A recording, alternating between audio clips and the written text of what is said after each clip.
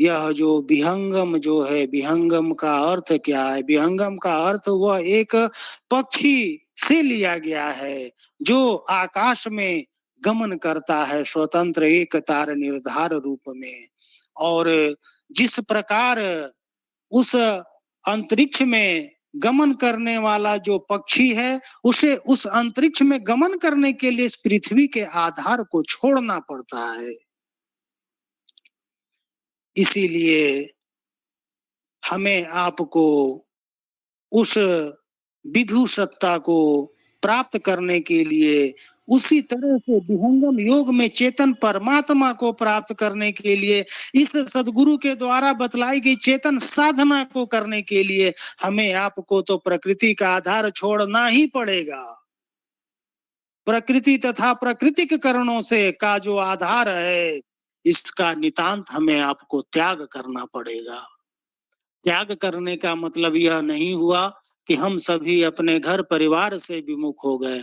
अपने घर परिवार में ही हैं, घर परिवार में रह करके ही साधना कर रहे हैं। घर परिवार की जो सारे जो कार्य हैं, सारा जो कर्तव्य है, उसका निर्वहन जो है वह बाहरी रूप है। और हमारी आपकी जो साधना है, हमारा आपका जो विहंगम योग का जो ज्ञान है, हमारा आपका जो उस ईश्वरीय तत्व की जो सत्य जो धारा है, जो हमारे आपके अंदर जो प्रवाहित हो रही है, वह तो आंतरिक है। उसी आंतरिक धारा को तो हमें आपको बढ़ाना है। तो यहाँ पर घर परिवार में भी हम सभी आराम से रह रहे हैं, अपने कर्तव्य का भी पालन कर अपने कर्म फल जो है उसे शुभ रूप में परिवर्तित कर रहे हैं। और उस शुभ रूप में परिवर्तित करते हुए जब हम और आप सदगुरु के आदेश में जब उनकी बताए हुए मार्ग पर जब चलते हैं, तो वहां पर हमारा यह जो प्रकृति का जो मार्ग है, यह जो प्रकृति का जो कर्तव्य है, इन कर्तव्यों से तो हम और आप परे हो जाते हैं।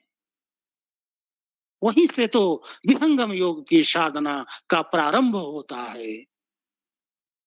क्योंकि प्रकृति से ही असंग होकर आत्मा के स्वज्ञान से जो साधन होता है,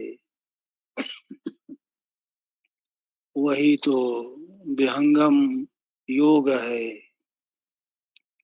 क्योंकि हमारी आपकी आत्मा की जो चेतना की जो शक्ति है, वह तो सुरति कहलाती है। और आत्मा का संजोग जब इस सांसारिक मन से होता है, मन का जब इंद्रियों के साथ होता है, और इंद्रियों का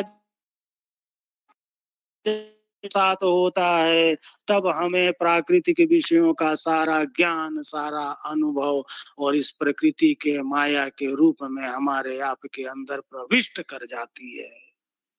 क्योंकि आत्मा का प्रकृति की ओर से मन के संजोग से प्रवाह है, उसे हम अर्धधार कहते हैं। इसी अर्धधार को तो ऊर्ध्वगामी बनाना है, जहां से हमारी आपकी चेतन शक्ति जो है उस विभु चेतन शक्ति को जान लेती है। और वहां पर प्रवेश करने का निरंतर सदगुरु की दया से प्रयास करते करते अंतोगत्वा एक न एक दिन वह सफल हो जाती है। क्योंकि जिस प्रकार हमारे आपके शरीर के अंदर जो अनुचेतना है, जो आत्मा के रूप में विराजमान है, हृदय में मकर तार में घिरी हुई है, बंधी हुई है, उसी तरह संपूर्ण विश्व को संचालित करने वाली जो एक ब्रह्म है, जो विभु चेतना है, सृष्टि के कण कण में उसी का आधार पर ही यह सृष्टि चल रहा है, क्रियमान है, वह क्रियाशील है। जो कि संसार की संपूर्ण नक्षत्र मंडल है, सारे ग्रह उपग्रह है, सूर्य चंद्र तारे और सृष्टि की पूरी प्रक्रिया उसी विभु चेतना के द्वारा ही संचालित हो रही है। और उसी को हम ब्रह्म कहते हैं, और उसी ब्रह्म को हमें आपको प्राप्त करना है। यहाँ पर हमें आपको विचार करना है। इस पूरे संसार की जो क्रिया जो चल रही है, सूर्य की, चंद्र की, ग्रह नक्षत्रों की, उन सबों को चलाने वाला वह परब्रह्म है और उसी ब्रह्म को सद्गुरु हम सबों को प्राप्त करवाना चाहते। कितना बड़ा सौभाग्य है हमारा आपका। क्या कभी हम सभी विचार किए? क्या हम सभी कभी साधना किए? बस साधना करते हैं, घड़ी को देखते हैं, टाइम को देखते हैं, उसके बाद हम सभी कहते हैं कि क्या प्रभु हम तो साधना कर रहे हैं, साधना में तो हमारा मन ही नहीं लग रहा है। अरे साधना में मन कैसे लगेगा? जब हमारे आप के अंदर यह जब चेतना में रहती है, यह ज्ञान रहता है कि कितना जल्दी हम सभी सारी कोटियों को जान ले। अरे कोटि का यहाँ कोई मतलब नहीं है। यहाँ तो प्रथम कोटि में ही जो जिस योग्य का शिष्य होता है उसे प्रथम कोटि में ही सारे ज्ञान को प्रवाहित कर दिया जाता है। यह तो सद्गुरु की एकमात्र 1 सेकंड की बात है। वह सबको यह ज्ञान लेने का अधिकार नहीं है।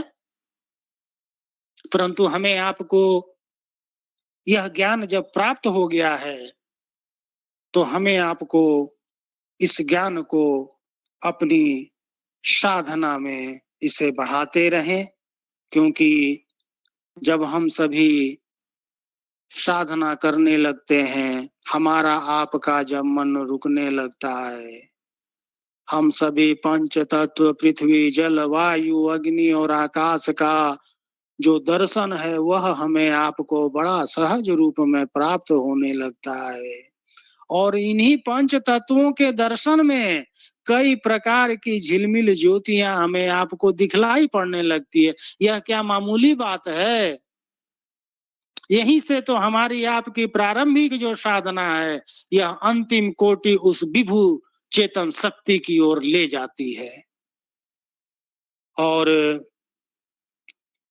हमारी आपकी साधना का जो विषय है, यह क्या वर्णन किया जाए।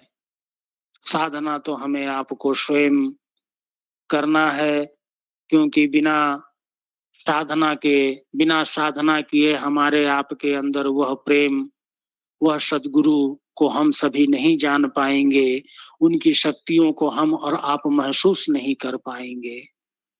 इसलिए साधना का अभाव हमें आपको नहीं होना चाहिए, क्योंकि साधना ही वह कड़ी है जिस कड़ी के द्वारा हमारा आपका जो यह प्रकृति का जो मार्ग है 9 द्वार, यह 9 द्वार को सद्गुरु की दया से हम सभी बंद कर जिस द्वार से सद्गुरु उस परमात्मा की इच्छा के अनुसार इस ब्रह्म के ज्ञान को जानकर इसके प्रचार प्रसार को करने के लिए यह मानव शरीर में जो 10म द्वार से हमें आपको जो भेजा गया है, उसी द्वार से वह साधक निकल जाता है।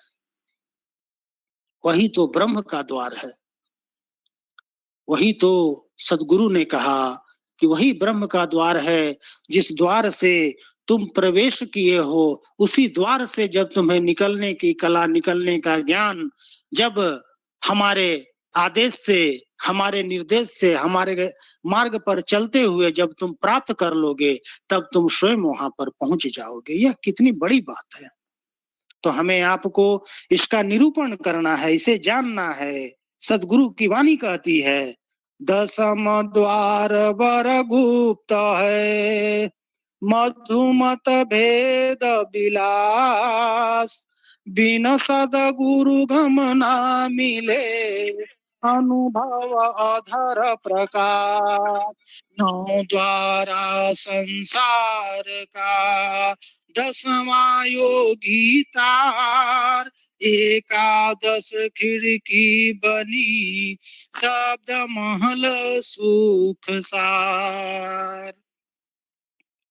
तो उस 10म द्वार से हमें आपको निकलना है। उस 10म द्वार से निकलने के लिए सर्वप्रथम हम और आप जब सद्गुरु के समक्ष जब बैठे, उनकी तस्वीर के समक्ष बैठे, क्योंकि सद्गुरु जो है वह शरीर में नहीं है, वह शरीर से बाहर, वह कण कण छन छन हर एक जगह, हर एक कण में व्याप्त है, हर एक शिष्य के समक्ष व्याप्त है, और हर एक शिष्यों को वह बार बार आदेश दे रहा है, वह बार बार उत्साहित कर रहा है, बार बार वह अपनी ज्ञान को अंदर प्रवाहित कर रहा है कि हे मूर्ख तुम जागो, बैठो, और हमारा जो तस्वीर है, जहां तुम मेरा स्मरण करोगे, जहां तुम मुझे याद करोगे, मैं तुम्हारे समक्ष प्रकट हो जाऊंगा। और